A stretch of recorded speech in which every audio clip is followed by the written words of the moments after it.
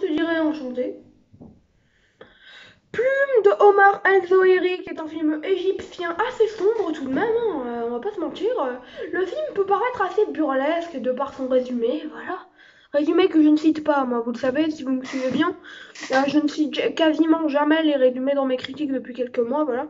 Vous trouverez rarement un résumé, vous trouverez des petites infos pendant la critique, mais c'est tout. Voilà, voilà. Donc, je vous proposerai de commencer la critique de ce film, qui est quand même le quatrième film d'avril 2022 dans mon top 10, après The Sadness, X, ou encore Abuela qui a quitté le top 10 à cause de Plume, justement. Étant donné que Plume est le septième film que j'ai préféré sur 87 en 2022, actuellement, c'est-à-dire le 16 avril 2022, vous connaissez la chansonnette. Commençons la critique tout de suite avec les personnages. On a de très bons personnages. Ils sont parfois maussades, insouciants, cruels. Et tout ça dans quelque chose de réaliste à faire assez mal quand même. De réaliste à créer l'horreur de la vie elle-même en fait. Parce que c'est quelque chose, même s'il y a des éléments fantastiques, c'est quelque chose d'assez réaliste tout de même. Réaliste à faire très mal quoi. Réaliste à faire mal parce qu'il faut pas oublier qu'on est en Égypte, mais on n'est pas dans les belles villes, tout ça, on est dans les petits villages d'Égypte dans le film. Et la vie est pas très facile. Jeu d'acteur, alors on a une des meilleures actrices de ce début d'année avec Demiana Nassar, qui a des regards d'une grande tristesse quand même. Hein.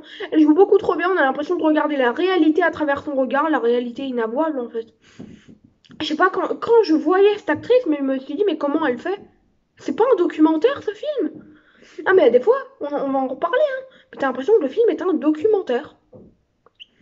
L'histoire est, si on oublie le côté fantastique encore une fois, l'histoire est très sombre, la joie est très absente en vrai. Dès le début du film, on ressent tout mal, indifférence, tristesse, impossible de savoir lequel domine. La condition de vie des personnages n'aide pas aux pessimistes de Plume. Que certains vivent très mal, tandis que moi, bah, voilà quoi. En gros, il y a des personnes dans ce monde qui n'ont pas ma chance, voilà, il faut dire ce qu'il y a. Dans le monde qui n'ont pas notre chance, ça se trouve à vous qui regardez cette vidéo. Et voilà, bah ça parle de ça aussi.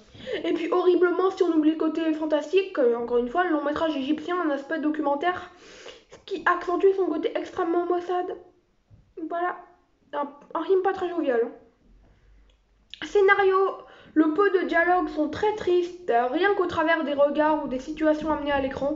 Même si rire et paroles joyeuses se mélangent, ça ne satisfait jamais le spectateur par un fond toujours aussi morose et décrépit que l'appartement du film.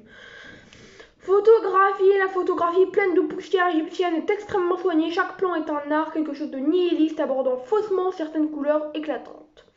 Musique, les musiques sont extraordinaires, d'une beauté presque fatale en fait.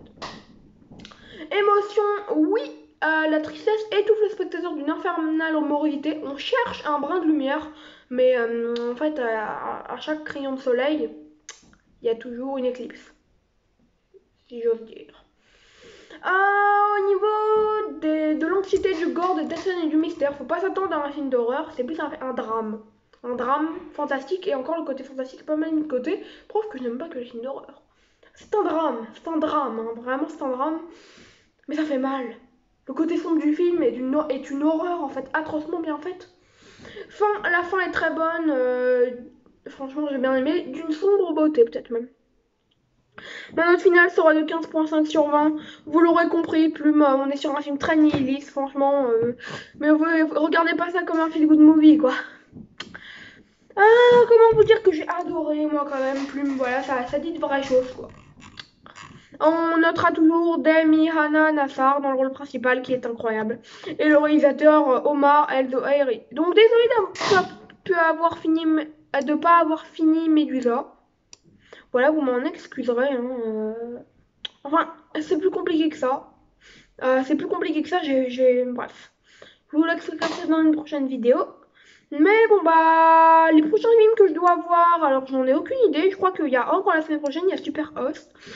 Il y a possiblement Deep Fear sur OCS, mais ce n'est que des noms que je vous donne. Ciao, c'était Martin Mega, prenez soin de vous, et moi je prends soin de moi.